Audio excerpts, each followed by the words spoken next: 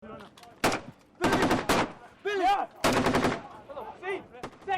200! Find the hole in your front! Rapid! Fire! Go front! Operation Panther's Claw has just begun. Whoa. Objective, secure a small part of Helmand province, the Taliban heartland, before the Afghan elections. I reckon we can cut them off here. It's late June, and the Black Watch Regiment have 2.5 months before polling day. With them at all times, translators, megaphones in hand. But on this occasion, there's no talking to be done.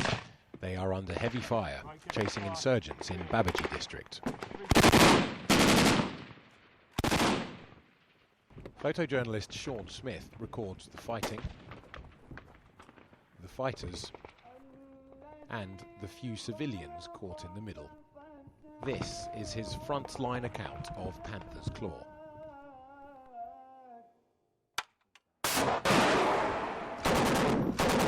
The Black Watch are establishing a forward operating base in a maze of irrigation canals and empty homesteads. Right, you see the firing point!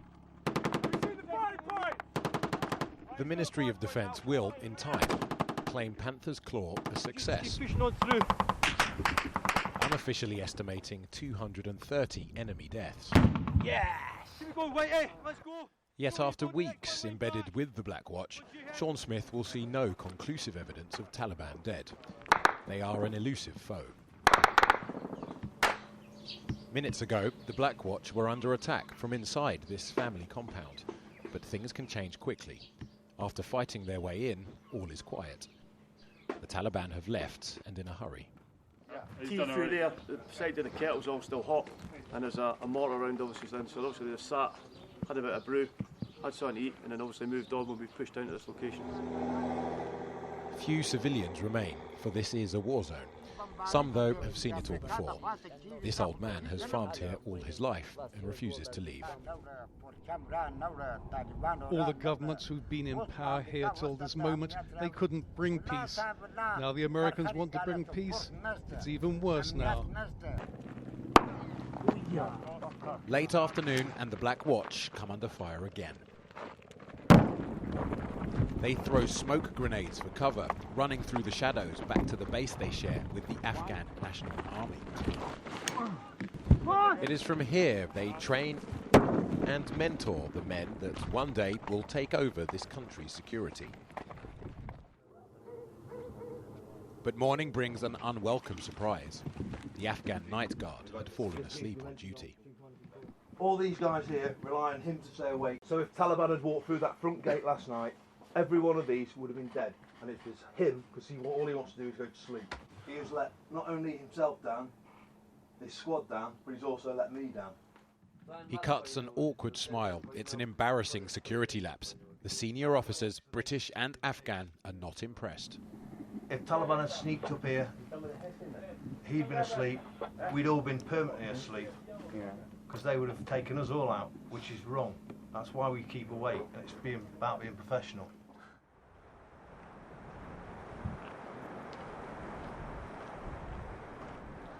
The man in charge of the Black Watch mission, Lieutenant Colonel Stephen Cartwright. It's absolutely vital that we have the Afghan National Security Forces trained to take on more of responsibility of security, and we can provide the overwatch to them, the support and the training and the mentoring when they get on the ground. They've searched these all in 2 minutes, that's bollocks, okay? They need to do it, Shams, and take their time and do it correctly. And this is what the British Army means by overwatch. The Mercian Regiment are stationed 10 miles away in Nawa district. Captain Ed Brown is mentoring Afghan troops searching homes for a Taliban arms cache. The lack of trust is quite clear. So get him to get his soldiers from stop standing around there, get him in there and get them to search the buildings. Unless they come under direct fire, British troops aren't allowed to enter homes. It is instead the responsibility of the Afghans, but they don't appreciate being told what to do.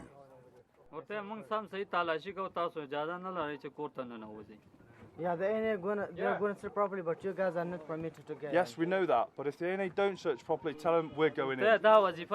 Working with their Afghan colleagues is not easy, and they are frustrated. Look at the size of this compound. Get these NA in this compound, or I'm going in. We haven't had very long with them. Well, we haven't had any time with them yet to build up their skills to the standard that we'd expect from them.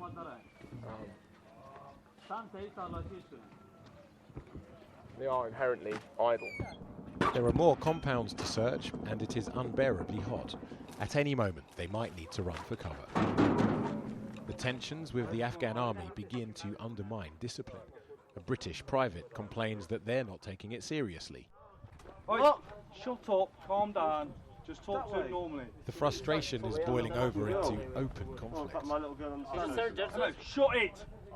Sergeant Scott Roxburgh is forced to intervene. Listen to me now. Listen to me now. Shut the fuck up. I'll do. I'm gonna fucking lose my temper and put all my range with you. Carry on jumping and I fucking will do. Shut it. I don't want to fucking hear it. Look at them. Shut up. Do you understand? Do you understand? The searches continue, and with the help of US Marines, security in Nawa improves. The Taliban have apparently disappeared, and the fighting has for now stopped. The Mercian Regiment want to set up a new patrol base in a village clinic. They convene a shura, or meeting, with the elders. Their priority, like the soldiers, is stability. Local loyalties, though, are unclear. ISAF moved in, no Taliban. Sergeant Roxburgh is given a polite audience, but the shura remains unconvinced. Now there's no Taliban here. There's no fighting or shooting. If you really want to help us and bring security to our country, don't come to our home. Go and live in the desert. You can fight the Taliban from there. Stand back! Bang! Back in Babaji with the Black Watch, Panther's claw is now weeks old. The area is still far from safe. You're like an angel of death, you are. Metal detectors pick up improvised explosive devices, the IEDs, that have killed more British soldiers this year than bullets. Tell the lads to get into cover, just pull back off the bund line, just get into cover while there's a small controlled explosion. Oh shit, look at that bit. I see that coming as that. A specialist disposal officer dismantles a pressure plate, the trigger for a roadside bomb. They realise it's only recently been laid. See if you find something, it's back to square one. Captain Judith Gallagher performs a painstaking and dangerous task. Stand by! Firing! Yep, everybody up! Inch by inch, they sweep the field. It's taken several days to get this far. They still don't know how many bombs remain. A day in the life of a British soldier, eh? Fucking poop.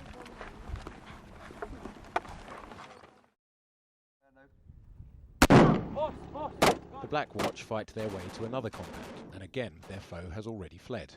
They find no evidence of fatalities, no blood trails, no enemy bodies, but freshly spent bullet casings litter the stairwell. And after every contact, they search for casualties. But it may take days for it to be safe enough to return, and the Taliban invariably remove their dead. They don't want to leave behind any clues. A few days ago, the Black Watch had been pinned down in this hamlet by snipers. They'd called in an airstrike, and the shooting promptly stopped. They're back to investigate a rare sight, a body lying in a field. But what they discover are the remains of a teenage girl. She's unlikely to have been a fighter. The Ministry of Defence estimate there have been just 3 civilian deaths in the run-up to the Afghan elections. They are unable to confirm whether this young woman was one of them. It is the only body that Sean Smith sees in 2.5 months of filming in Afghanistan. He saw no dead insurgents. Operation Panther's Claw cost the lives of 10 British soldiers. Its success will be measured on Thursday, when the country goes to the polls.